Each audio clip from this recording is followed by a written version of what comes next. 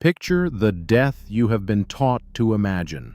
A man alone in the high country, snow coming down, a grizzly rearing up out of the pines, or a river running white with ice, or a fire that finally goes out for good.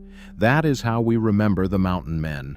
It is how the movies end, and it is how the legend wants them to go. But if you sit down with the records, with the letters and the ledgers and the graves, something strange happens. The mountains keep coming up empty. The men who trapped the Rocky Mountain West, the ones whose names we still know, almost never died there. They died in beds, on farms, in army forts and general stores and Oregon orchards, of old age and disease and the quiet failures of the body. The wilderness that was supposed to kill them mostly let them go. So where did the danger actually live? And why do we remember it in exactly the wrong place? Start with the picture itself, because it is a good one. For most of us, the mountain man arrives through a handful of films and a certain kind of painting. A lone figure in buckskin and beard, a long rifle across the saddle, the Teton Range rising blue behind him. Robert Redford in Jeremiah Johnson, disappearing into the snow. Leonardo DiCaprio in The Revenant, dragging himself across the frozen ground with a bear's claw marks down his back. The image is of a man who chose the wild over the town, who traded comfort for freedom, and who understood that the price of that freedom was probably an early and violent end somewhere no one would ever find him. It is a beautiful idea. It is also, for the most part, wrong. Not because these men were not tough, and not because the country was not deadly. It was.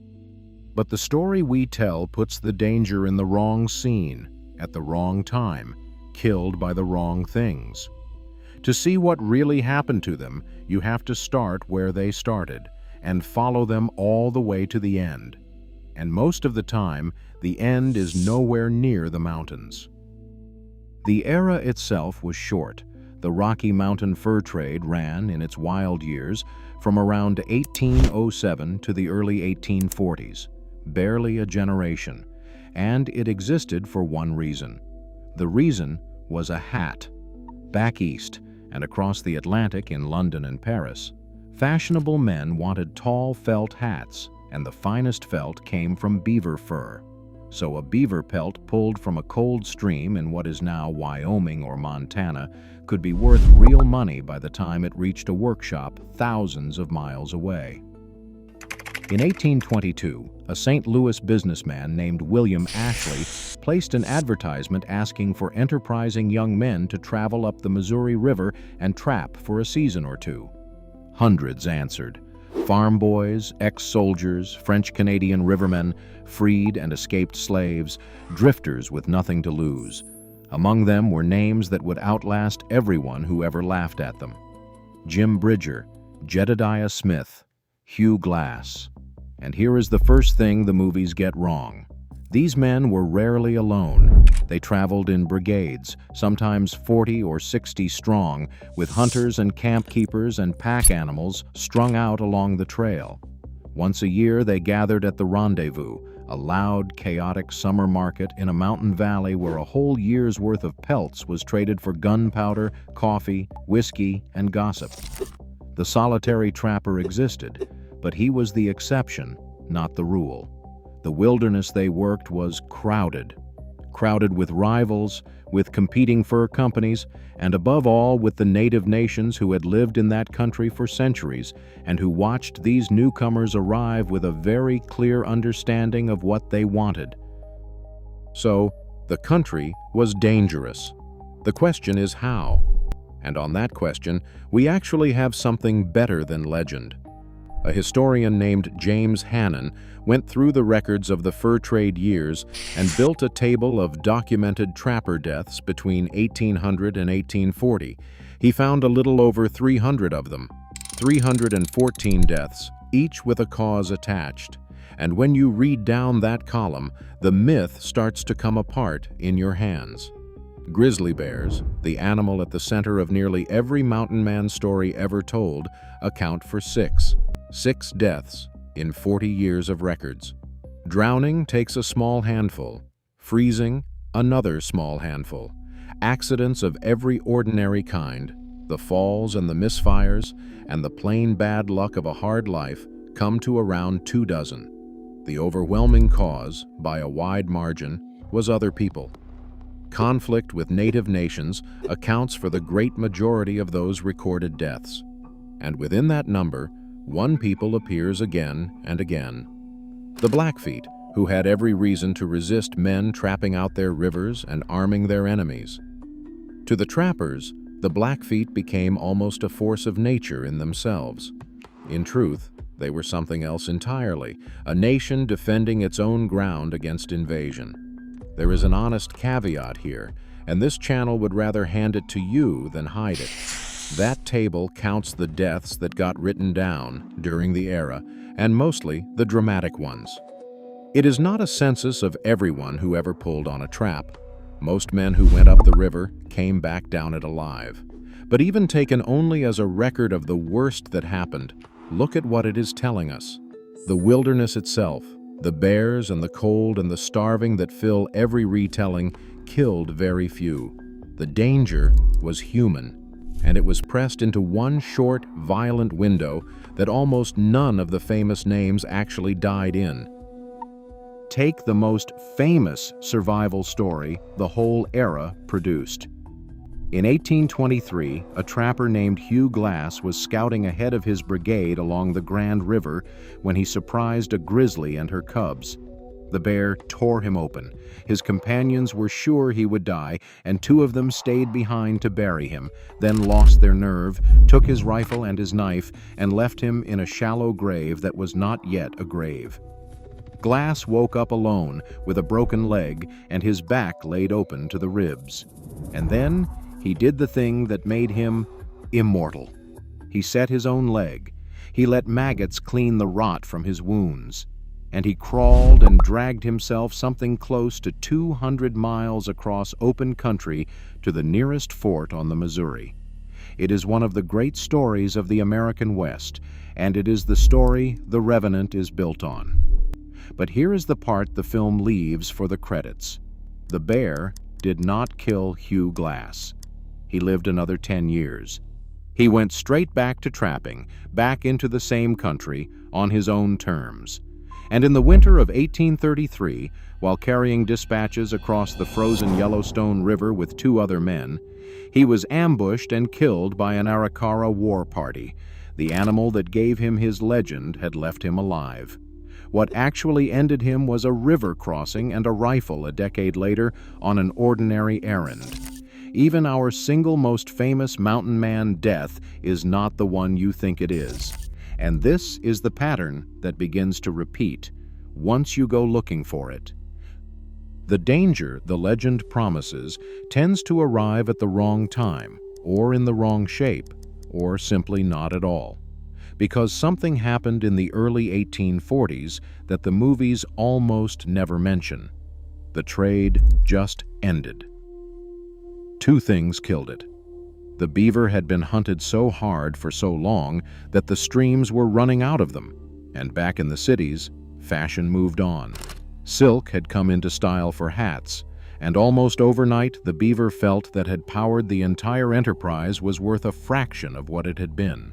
The last of the great rendezvous gatherings broke up in the early 1840s, and the men who had built their whole lives around a single rare skill looked up to find that the world no longer had any use for it. So, picture it. You are 35, maybe 40 years old. You have spent 20 years learning to read a river, a track, a change in the weather, the mood of a trading partner. You can survive conditions that would kill almost anyone. And the market for all of it has vanished. You are not going to die dramatically in the snow after all. You are going to have to figure out what happens next. And what happened next, for most of them, is the least cinematic thing imaginable. They got jobs, and they got old. If you find this kind of history worth slowing down for, the careful version rather than the loud one, you might think about subscribing. This channel spends its time in exactly these gaps, in the quiet space between the legend and the record. Now let us follow the mountain men into their ordinary years. The strangest thing about them is that their deaths are so much quieter than their lives. Start with the very first of them. Before there was a fur trade at all, there was John Colter. He had come west with Lewis and Clark, and when the expedition turned for home, he asked to stay behind in the mountains, which tells you most of what you need to know about the man. In the winter of 1807, he walked hundreds of miles alone through what is now Wyoming and became the first white man to see the geysers and boiling springs of the Yellowstone country. A place so strange that when he tried to describe it, no one believed him. They laughed and called it Colter's Hell. Then came the run. Captured by the Blackfeet, stripped naked, and given a short head start across a plain of sharp rock and prickly pear, Colter was told to run for his life while armed warriors chased him down. He ran until the blood poured from his nose. He killed a pursuer who caught him. He hid beneath a raft of driftwood in a freezing river while his hunters searched the banks just above his head. And then he walked, naked and cut to pieces, for 11 days, back to safety. That is a man the wilderness tried very hard to kill. It failed. Colter left the mountains not long after, married, and bought a small farm in Missouri. And in 1812 or 1813, still only in his 30s, he died quietly of jaundice. The very first mountain man, the one who outran a Blackfeet war party barefoot, was killed by his own liver at home in his own bed. Then there is Jim Bridger, who has as strong a claim as anyone to being the greatest of them all. He joined Ashley's very first expedition as a teenager and spent the next 20 years walking a country the size of a nation. He was among the first outsiders ever to stand on the shore of the Great Salt Lake. He knew the passes and the rivers and the tribes better than any map because for a long time he simply was the map. He built Fort Bridger on the Oregon Trail, guided the army through the early Indian Wars, and told tall tales so good that stories invented by other men were pinned on him for the next 100 years. And Bridger, the mountain man beyond compare, died in 1881 on a farm outside Kansas City at the age of 77. By the end, he was nearly blind. His joints were ruined with arthritis and rheumatism. He spent his last years sitting among his apple trees, mostly forgotten by a country that had already rushed past the frontier he opened. He asked to be read to because he had never learned to read himself. There was no bear, no blizzard, no last stand at the end of it. The man who had seen more of the Wild West than almost any human being alive died of plain old age, surrounded by fruit trees, in a place with a fence around it. Kit Carson is the name that traveled furthest of all. Trapper, scout, soldier, and government Indian agent, he became a household legend in his own lifetime, the hero of cheap dime novels he could not even read. He guided expeditions clear across the continent and fought in war after war. He also carried out campaigns against native nations that his admirers celebrated at the time and that history has since judged far more harshly and far more honestly. However you weigh that record, and it is a heavy one, this much is plain about his death.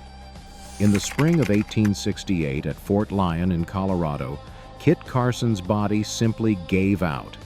A weakened artery in his chest, an aneurysm, finally burst. He was 58 years old. His wife Josefa had died only about a month before, after the birth of their last child, and by most accounts the fight had already gone out of him. He died on a cot, inside a fort, of a failure deep in his own chest that no amount of toughness could have trapped or shot or outrun. Another legend, another bed. The pattern even holds for the ones who never really left the life. Joe Meek trapped and fought and starved his way through the wildest years, then walked all the way to Oregon, became a farmer, got himself elected, and served as a United States Marshal. He spent his final years telling stories, promoting a book about his own adventures, and being exactly the kind of beloved local character that every frontier town seems to produce. He died on his farm near Hillsboro in 1875, worn down by age and lawsuits and too many hard miles. Jim Beckworth's story is harder to pin down, which is fitting because he spent his entire life refusing to be pinned down. Born into slavery in Virginia, freed by his own father, he became one of the most remarkable figures of the whole era. A trapper, a war chief among the Crow, a rancher, a storekeeper, an innkeeper, and the discoverer of a pass through the Sierra Nevada that thousands of settlers would later follow into California. When he died in 1866, among the Crow, the cause was almost certainly illness. But because Beckwourth was Beckwourth, a story grew up around it, that he had been poisoned at a farewell feast by a people who could not bear to let him leave them. There is no real evidence for it.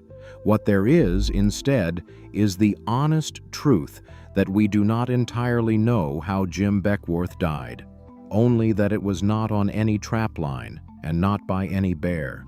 So far, the wilderness keeps losing.